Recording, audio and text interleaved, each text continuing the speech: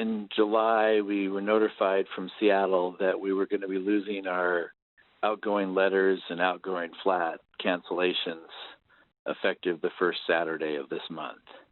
That didn't happen, but the second Saturday of this month, they had us disconnect the Dios machine, which is the machine that sprays the barcodes on it and sorts the letters, as well as the flats canceller and the two marks which cancel the letters.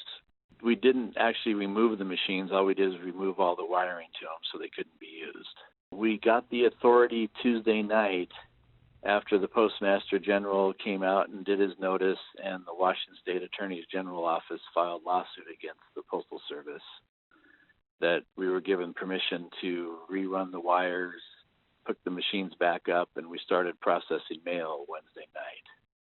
So that means that mail sent in or around the Wenatchee area still receives a Wenatchee postmark, and it's handled here in Wenatchee. Yes, we only lost productivity for one day, which was Monday. So they ran it Tuesday night after they got everything hooked up. So you didn't have problems reconnecting the machinery after the order to disconnect it? We did, because once we got it up and running, we got a directive from Oklahoma and D.C. telling us to not connect it back up. But then we got confirmation after that we were one of the few facilities that were authorized in the nation to actually reinstall our machine. Do you know why Wenatchee got that authority when other post offices might not have? The only thing I could think of is because we've been so proactive here, and then the Washington State Attorney General Office was leading the nation and filing the lawsuit against the Postal Service. Was mail slowed down in the Wenatchee area because of the disconnection and then reconnection?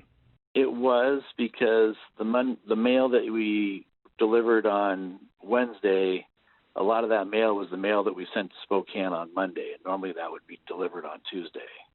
So it did slow a few things down. The Wednesday prior, so last Wednesday, we were notified that, they made a mistake. Not only were we going to be taking the letters and the flats, but they were going to take all our priority packages as well. So any priority packages mailed in all of 988 area was sent to Spokane for one day. But then Tuesday night, they started doing that again. So they only gave us 3 days notice. So luckily, the Postmaster General changed his mind that quick and said, hey, we can continue to process. The big deal we're having problems with across the nation is a lot of the veterans' medicines, so much so that the VA has started contracting out with other carriers to deliver the medicines, because we haven't been able to get them delivered in time because a lot of the packaging machines and sorting machines haven't been active. So do you think that if you hadn't been allowed to reconnect and restart your systems, do you think that 24-hour delay, day and a half delay would have been a permanent thing? Yes, easily, because it would be a day of there, and then we'd get it back, and then we'd run it on our machines for first and second pass to make it walk sequence so the carriers could deliver it. And that would take another probably 2 days. We also got notification today that we can no longer get the dies for the letter canceling machines that we have, because they're so outdated, so that we can't get the 2021 dies to cancel the mail next year. So chances are, once election mail is over this year, that we'll probably still end up losing the outgoing mail to Spokane under the guise that we don't have a way of creating mark cancellation dies. Ryan, you work with the local carriers and handlers. How do they feel about having been directed one way, directed another, and they're looking at other changes down the road? Well, think of this. If on Wednesday you're told starting Saturday you no longer have any work to do, and that they're going to try to find something else for you when there's really nothing else to do if they're taking away all the outgoing mail.